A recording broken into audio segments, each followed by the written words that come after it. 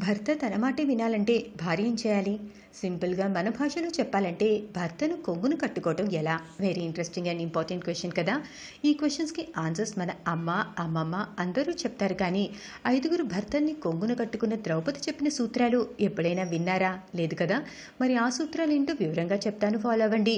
జీవితంలో ఆచరించాల్సినవన్నీ మహాభారతంలో వెతుకుతే కనబడతాయంటే ఏమాత్రం అతిశయోక్తి కాదు. భర్త ప్రేమను పొందుతూ అతడికి తానే లోకంగా ఉండాలంటే భార్య ఏం చేయాలి? నిజంగానే భర్తను కొంగును కట్టేసుకోవడం ఎలాగో చాలామంది ఆడవాళ్లకు అర్థం కాని ప్రశ్నే. అయితే దీనిపై ద్రౌపది కొన్ని సూత్రాలు చెప్పింది. సత్యభామ అడిగిన దానికి ద్రౌపది చెప్పినవేంటో ఓసారి చూద్దాం.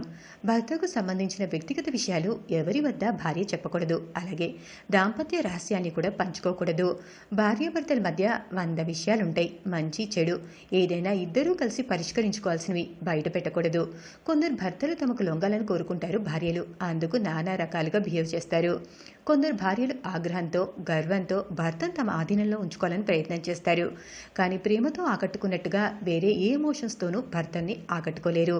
భర్తకు దగ్గరవ్వాలంటే భర్త మనసులో ఏముందో ముందే గ్రహించాలి. ఆ విధంగా నడుచుకోవాలి. ఇక భర్త ఆహారం తినేటప్పుడు భార్య ఆయనతో మాట్లాడకూడదు. తినేటప్పుడు ఎవరైనా అందవిహీనంగా ఉంటారు. ఒక తల్లి కొడుక్కి ఎలా సేవ చేస్తుందో అలాగే భర్తకు కూడా చేయాలి.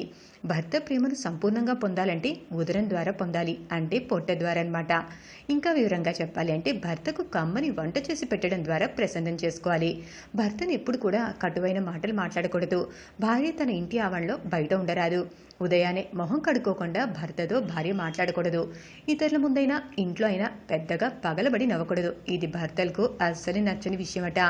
భర్త తెలివి తక్కువవాడైనప్పటికీ అతడే తెలివైనవాడు అన్నట్టు ప్రవర్తించాలి తప్ప అతడి తెలివి తక్కువతనాన్ని బయట పెట్టకూడదు. అలా పెడితే మనమే చులకనవుతాం. ఇలాంటివన్నీ ఆచరిస్తే భార్య పట్ల భర్త ఎంతో సన్నిహితంగా ఉంటాడని ద్రౌపది వివరించింది.